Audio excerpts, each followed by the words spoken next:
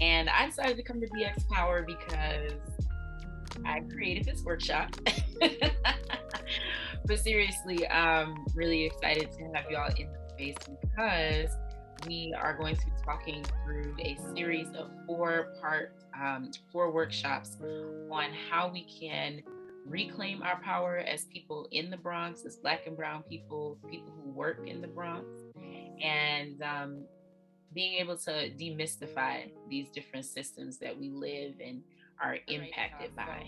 I would like to introduce you to our facilitator for this evening, Mr. Abdul Qadir Islam. So Qadir is a graduate of the illustrious Howard University, where he received his bachelor's in education. Yes, yes. Qadir then went on to receive his master's in education. Qadir, please correct me because I don't want to butcher where you received your master's of science in education at. Oh, I went to the Graduate School of Education at the University of Pennsylvania. Beautiful, beautiful. He is now a PhD student in English education and adjunct instructor as a teacher of reading at Teachers College, Columbia University, and an amazing, amazing, amazing advocate, organizer, educator in thought and in real life around how do we take the tools that we need to reclaim our community? How do we use so many of the structures that we're a part of, as well as how do we organize to dismantle those structures for our own gain, for our own benefit? I think that Qadir is truly an amazing person to listen to as it regards self-determination. And so I am so, so excited to welcome him to the stage.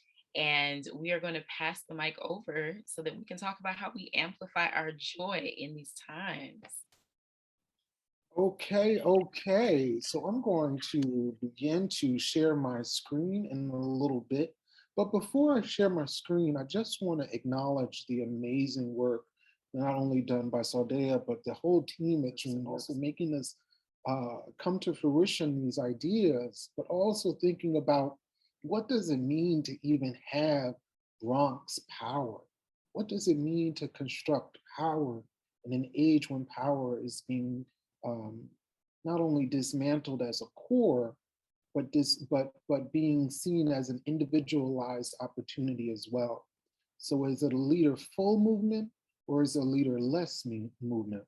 Is Bronx powerful or is Bronx powerless? And in what ways do we amplify, center, reclaim, and reprioritize not only our joy, but the nature of power within our community and our communal spaces? So those are some of the things that we're going to be talking about today. And those are some of the things that I want to challenge you to also take up in your own work. Additionally, given the sensitivity of today's time, if joy is on your mind right now, welcoming that thought. But if it's not, just thinking about, right now and in the presence that I'm in right now, we're just going to be centering that joy. There might be a lot on our minds right now, both our spiritual minds, our mental minds, our physical mind. And I'm not asking you to put it to the side, right? I'm just asking you to let's think about joy for right now. All right, with that in mind, let's get on to this. So I'm going to begin to share my screen. All right, and now amplifying this joy. Also, I'm gonna be real realistic in this. So I'll be using a lot of code switching in and out because that's how I talk. And also that's the way in which a lot of my work and research finds itself. English education is a colonial practice, right? But in the process of learning it and relearning it, I try to use it for the best of my abilities and the benefits of that. So you might hear me saying Joan because I'm from Philly. You might not know what that means. That means it's any and everything that I discuss. But for the most part, I'm going to center my language around words that we all know and can imagine. And if you don't know it, trust me and believe I'll hopefully explain the concept to you throughout so that you may be able to synthesize as you see fit. All right, so today's conversation is all about amplifying, not swallowing, not wallowing, and not lowering, but amplifying our joy toward reimagining education for community empowerment. All right, but what does that even mean? Well, before we begin, you might see presentations where folks will give land offerings, land acknowledgements, land providing, land remembrance.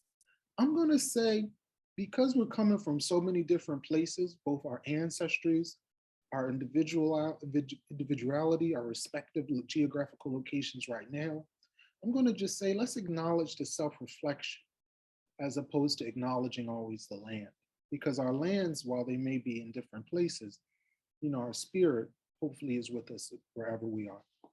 And so in that, this is a self-reflective workshop because there are no quick and simple solutions, no single program or packaged interventions, no reflection, but however, through reflection becomes critical in our importance of other things, in the process of seeking change and empowerment.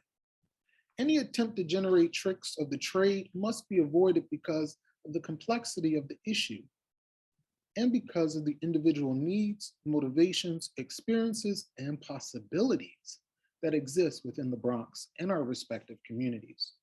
So the focus of this presentation is going to take itself into different lenses and different understandings. But I want us to really focus on us, our eyes, our perspectives, your eyes, your perspectives. So when I think about lenses, scopes, and perspectives, I'm going to have us zero into a few things from our perspective, our vantage point. I'm also going to think about toolkits. What are you using to build a body of a toolkit that then helps you access certain things, helps you repair, helps you examine and think about what does it mean to reclaim or repurpose. We're going to talk about power supplies and power sources. Where do we generate power?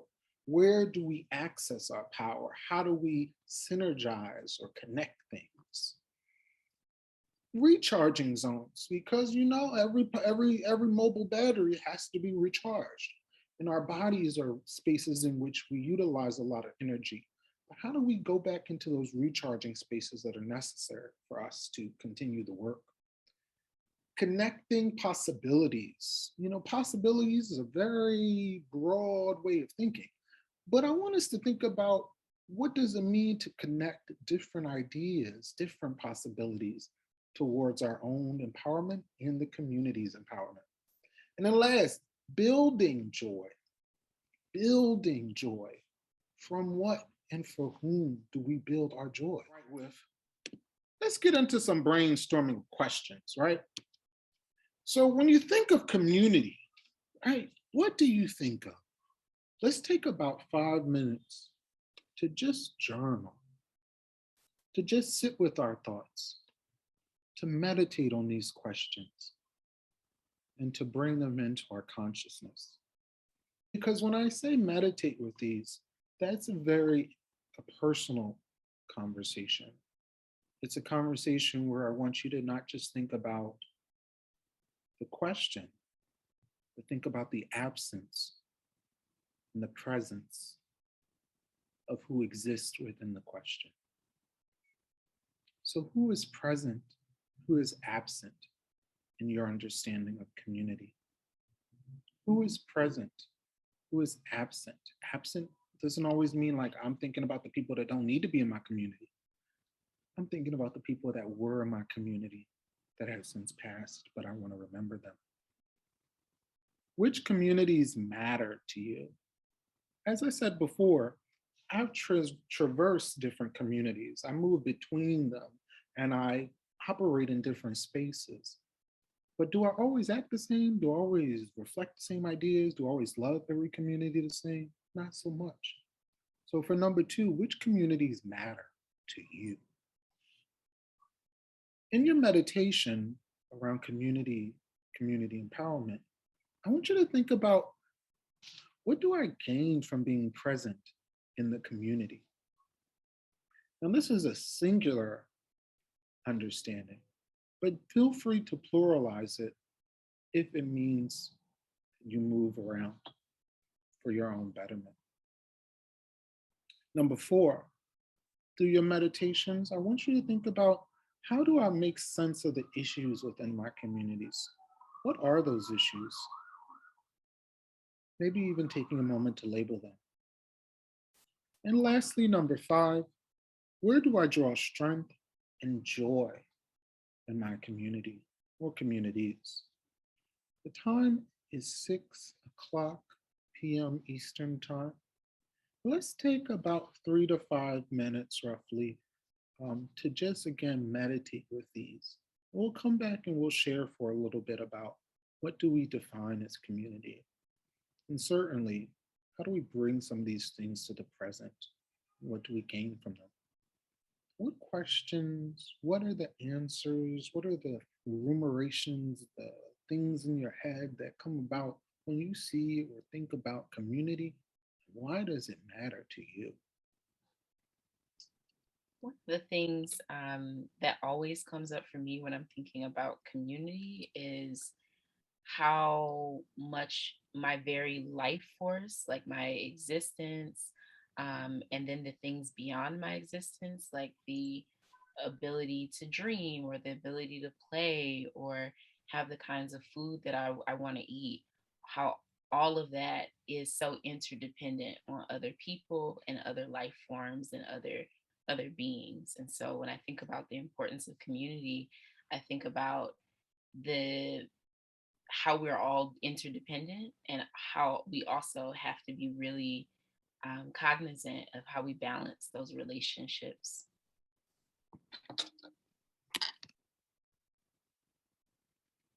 So, community also offers space for balancing relationships and balancing the understanding of perhaps even self within the relationships and within the community. How do I gain a sense of balance post trauma? How do I gain a sense of balance post an exciting set of news or a redevelopment of a place in my community? So, part of that answer also is a relational conversation with the community. I have a relationship with my community. What do I gain from being present in the community as opposed to in a community, in my community, or in my communities? I kept thinking about, what does it even mean to be present for yourself before you even get to the opportunity to think about presence for the community. The reason why I pull that question out is because all of this is built upon this idea that we have enough to give to others before we give to ourselves. So, throughout this conversation, I really want you to think about, do I have enough right now to give? What does it mean to empower or amplify? Well, to amplify means that you already have a baseline, you already have a sound going on, you already have something nestled in the fire. But that doesn't mean that we're all there. Some of us may be dealing with a variety of different challenges that we're seeking assistance, seeking support from the community, that relational conversation. But always be mindful, as they say, to put the mask on for yourself before you put it on for others. So think about these questions in conversation with the current tempo of the day, because it's a lot going on. I mean, you got everybody trying to tear down the Bronx, or quote unquote, if you read the New York Times the other day, build a skyline for the Bronx and Mount Haven. You'd be like, how, when, where, why? You got folks protesting for their humanity, protesting for the lives of Black people to not be slaughtered in the streets, but also protesting for Afro-Latino lives and the ways in which those come into the conversation.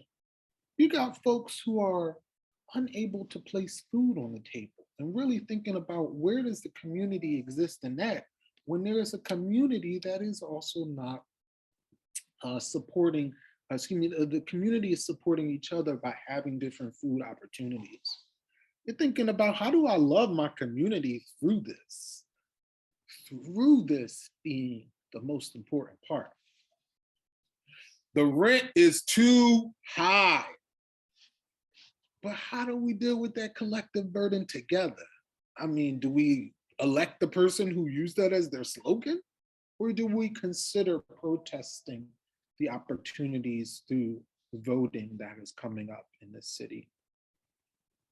All questions to consider, but also things that are on our lives every day in our spheres. So this makes me think about power. You know, this series is called Powering the Bronx. But what are the power sources? Well, before we begin to think about this collectively, I'm just going to state it out there. You are the power source. You are the amplifier of the Bronx, but you are also the synergizer. You are the image. You are the person. You are the being. You are the embodiment and the empowerment that we are all seeking. Now, the reason why I say you are that, because the ways in which we operate, also the ways in which being just how we operate in our spaces, gives some of the qualities and the characteristics that really are the things that people try to take away from us. So let's call it into the space before we even move on. The gentrification of the Bronx is a problem. The relation that the Bronx is being less than is a problem. The corruption that goes on from the politicians in the Bronx, it's a problem. But also the relationship of how we think about schools in the Bronx and what those schools need. Well, that's a problem. And that's the problem that I see myself investing in a lot. Investing in to divest. When I say investing to divest, I'm saying I'm investing a lot of energy to have certain systems divest in their withdrawal, or invest and divest in their seeking to drain the community. So as I think about this question, or as I think about power in the Bronx, I'm thinking a lot about youth. I'm thinking about, what do youth need? Well, what youth need right now, they need spaces like Dream Yard. They need spaces like community centers that drive empowering thoughts. They need places to play. They need places to go, to think differently. And they also need, again, thinking about my own particular investments, they need the types of literature like Elizabeth Acevedo's books that really allows for folks to dream bigger and to think about their own heritages, their own knowledges as very core to their understandings. But that's my thoughts. You know what I mean? Like that's me. I mean, we all got different things in the fire. You would let me know. My thing is education and text, right? But when you think of power sources, when you think of what powers and amplifies the Bronx, members of the community amplify the Bronx. Well, let's talk about it real quick, as opposed to sharing the screen. When we talk about powering the Bronx, what I'm envisioning is not a powering of the Bronx as things that are sort of just the people. I'm thinking about what also makes the Bronx so special. It's the diverse communities that make the Bronx very special. It's the understanding of community empowerment as central to a core. I also think about, when I'm talking about amplifying the Bronx, I'm thinking about, what do we need to take away in order for us to hear and understand the amplification? Well, I mean, I don't have anything against people living in the Bronx, but I have something against when you move to the Bronx simply because you see a new development and you think that's going to be the place where the next Starbucks will arise. I'm just saying, if you think Whole Foods is going to move from Harlem then to the Bronx, then let's talk about why you're moving to the Bronx in the first place. Because maybe it should be, the conversation should switch to, why doesn't everybody have access to organic foods? As opposed to, why does a particular market have to be there for organic foods to exist? Or if your understanding is, yes, we should have community gardens, but should those community gardens only exist on a particular accessible train ride. Meaning, shouldn't those community gardens also be on every route as opposed to one train route? If you think about looking at community gardens, you might also think about how they exist on almost two routes that enter the Bronx, but there's a lot of routes that enter the Bronx. So part of this is really just getting us to think deeply, not saying that we're not already, but thinking about once we are there, then what are the other avenues that we can take to link some of our ideas together about what does it mean to amplify? As a non-resident speaking to people, but as a person who works in the Bronx and as a person who is invested in um, Bronx development and the upliftment of the Bronx vis-a-vis education, that's my angle. So when I'm talking a lot about what to do, I'm always thinking about how do we educate youth, but then also how are we educating the parents and the families around them to think about education as a tenet of their existence, right?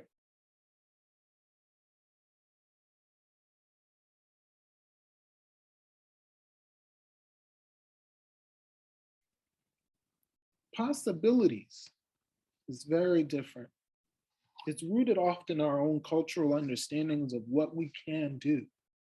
It's rooted in our own social understandings of what we are capable, what is possible. So I'm asking you, what is one thing I can do to my physical space to recharge? Because recharging is essential to amplifying and empowering. That might be, I'm going to drink more water and I'm going to rearrange my desk because I need to find these notes and get to what I need to get to. It could also be, you might think of question 4 about organizing my joy in multiple spaces. That could be in multiple spaces of my community center or multiple spaces in the community that I want to engage with. These questions are left very broad because I want us to think about wherever we seat or see ourselves. So number 1, what is one thing I can do to my physical space to recharge? 2, who do I trust to uplift my community? That's a powerful one. Who do I trust? Number 3, in what ways do I communicate my desire to see change? Communication isn't always about verbalizing. Everyone isn't able to physically protest. Everyone isn't able to engage in certain ways. But thinking about how you engage and why do you want to see the desire for change? How do I organize my joy in multiple spaces? Again, this is a very self-reflective workshop, but it's one that we want you to think about ways that you examine why this work has to happen, right?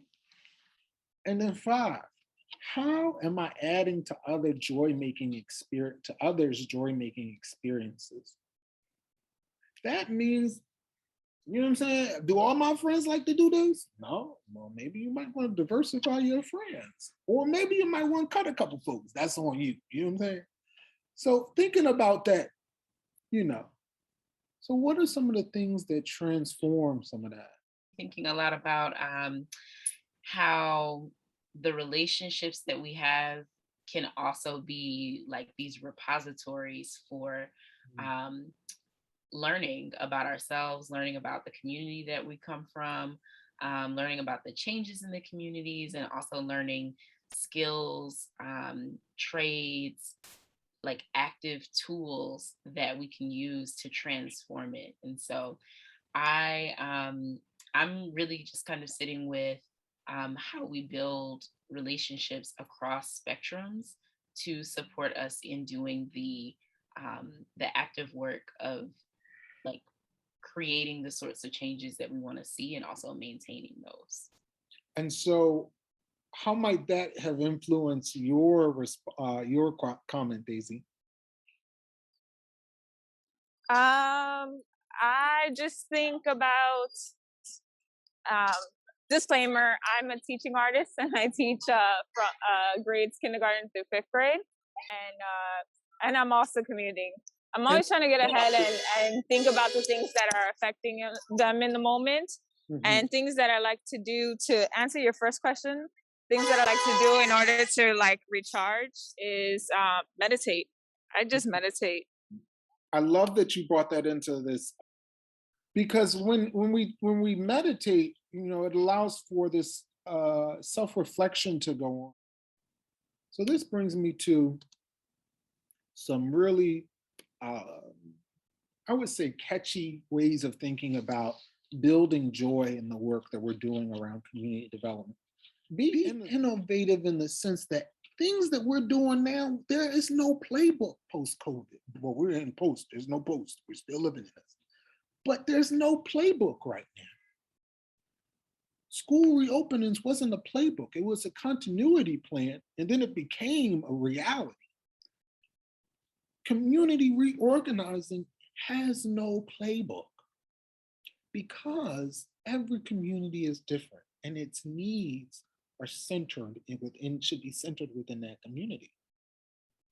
So be innovative in the understanding of what is possible.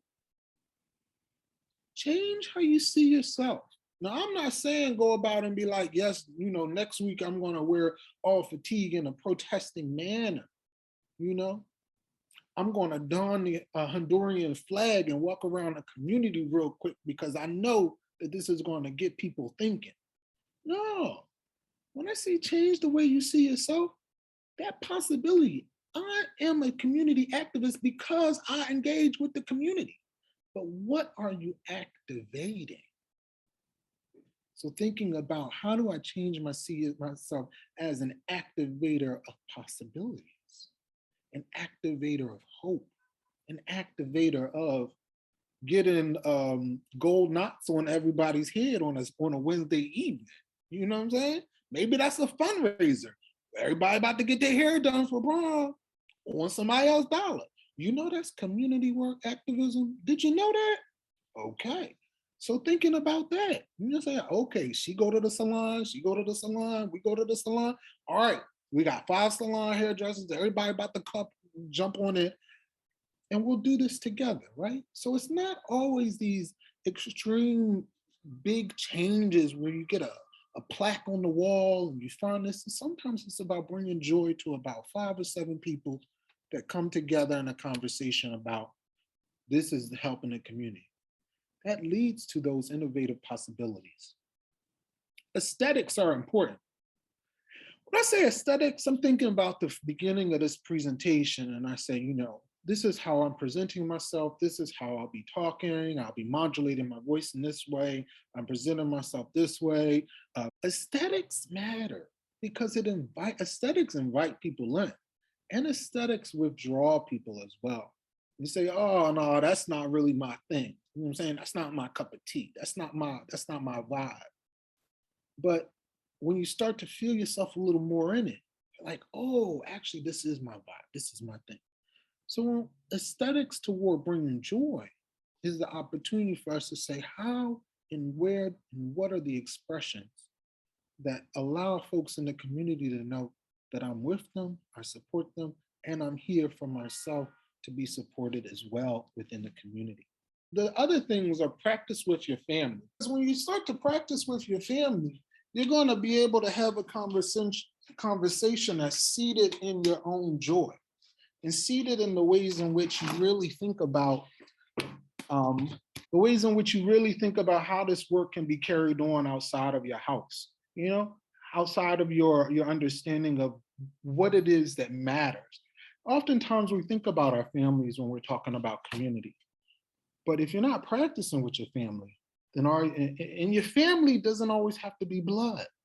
You know what I'm saying? So family might be like, I saw you every other Thursday, you my family, we about to go play ball, but then at the same time, why is this importance for us to repave the basketball courts? Who are we also helping in this conversation?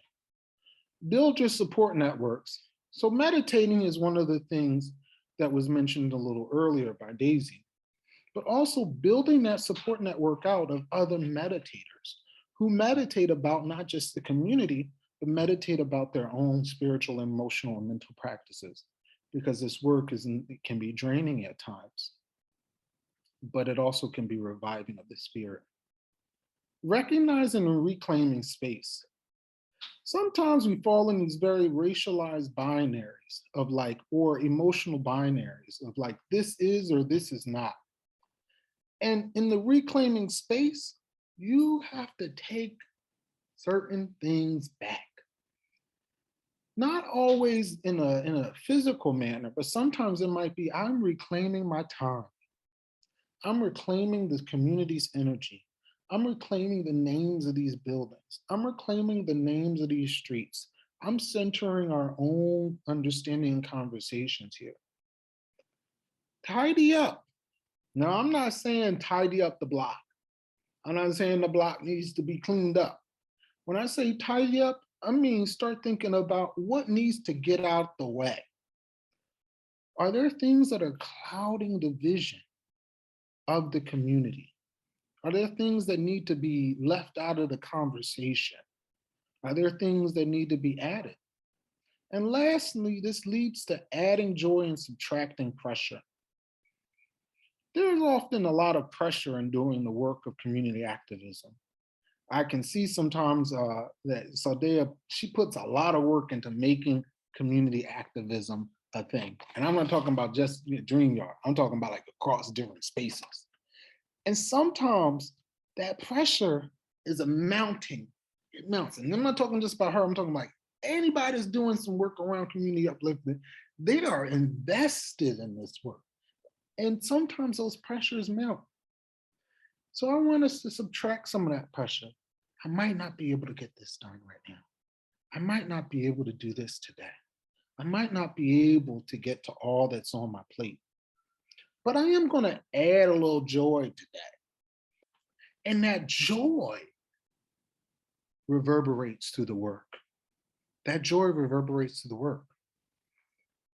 So my last slide, that pressure takes away the joy. It might also add some joy.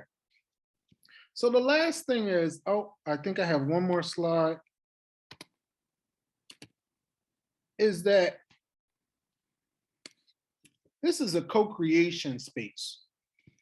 That what I asked y'all to do today is to think about your own perspectives in this understanding of community upliftment. But underneath the layer of it, I asked you to be vulnerable.